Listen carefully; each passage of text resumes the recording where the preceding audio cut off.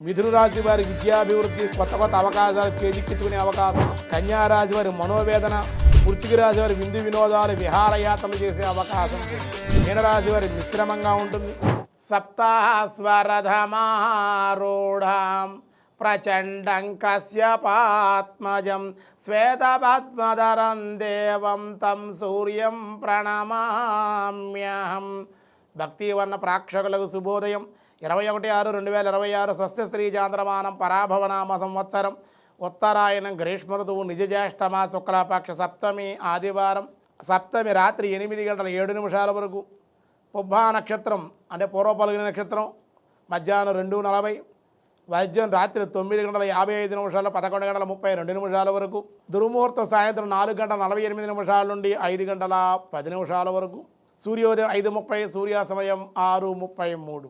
అమృత గడియలు ఉదయం 8:21 నుండి 9:56 వరకు ఉదయం అమృత గడియలు ఉన్నాయి. రాహుకాలం అయితే సాయంత్రం 4:30 నుండి 6 వరకు రాహుకాలం. శుభ సమయం ఈరోజు ఉదయం 6 నుండి 7:10 వరకు ఉదయ శుభకాలం. మధ్యాహ్నం 3 నుండి 4 వరకు శుభకాలం. సిద్ధియోగం ఉంది సాయంత్రం 4:42, గరంజి ఉదయం 8:36, వని రాత్రి 8:07. దినారంభ చక్రంలో ముందుగా మేషరాశి.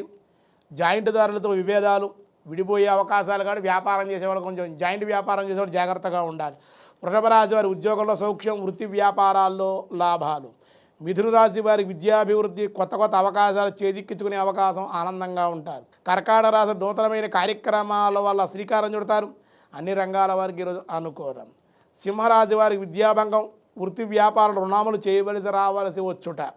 కన్యారాశి వారి మనోవేదన, ఉద్యోగంలో, గృహంలో, వ్యాపారంలో వ్యతిరేకతలు ఉండే అవకాశం ఉంది. తులారాశి వారి బంధుమిత్రులతో శుభకార్య ప్రయత్నాలు, అటువంటి ప్రయత్నాలు పాల్గొనే అవకాశం. వృశ్చిక రాశి వారి విందు వినోదాలు, విహారయాత్రలు చేసే అవకాశం ఉంది. ధనుసు రాశి వారి భోజన సౌఖ్యం, ప్రయాణ లాభం, బంధువులతో స్వల్పంగా కలహాలు ఉండే అవకాశం ఉంది. మకర రాశి వారి వ్యాపార మూలకంగా మార్పులు, ధనప్రాప్తి, ఉద్యోగంలో కూడా ప్రమోషన్లు, బదిలీలు ఉండే అవకాశం ఉంది. కుంభరాశి వారి విద్యా విషయాల్లో అనుకూలతలు, కొత్త వ్యక్తుల పరిచయాలు మీకు ఆనందాన్ని, ధనాన్ని కూడా తెచ్చిపెట్టే అవకాశం ఉంది. మీనరాశి వారి మిశ్రమంగా ఉంటుంది. శ్రమ అనంతర ఫలితాలే ఉండే అవకాశం ఉంది.